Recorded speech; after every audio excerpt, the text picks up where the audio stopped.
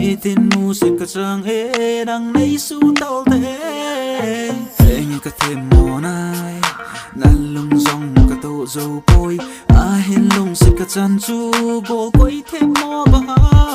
hey he chi ta sa nang na din ka na pau e tun na ne chai nung na man mo sa hi quay dinga na pau ha ke lung sei hoi man sunga na ko man na lung se na tai lo agang ka thum kha a lu phom ti dinga ka na tip kha a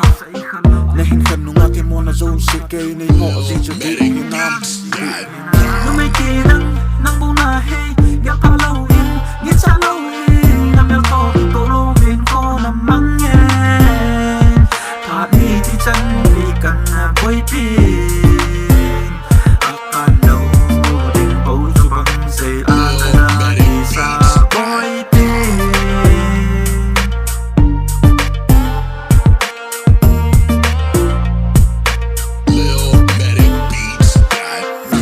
in ka kham lo in nang ze in ka thu lo in angol a va in ka loi ka ki chai de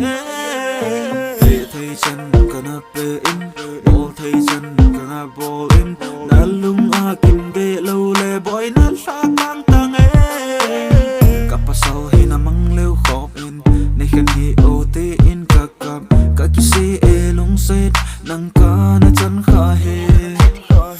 lo ma lung thim se din ka lungin zong anna poi ka nangol e nang dia kan na ki sa oi he nu mai ki nang bu na hey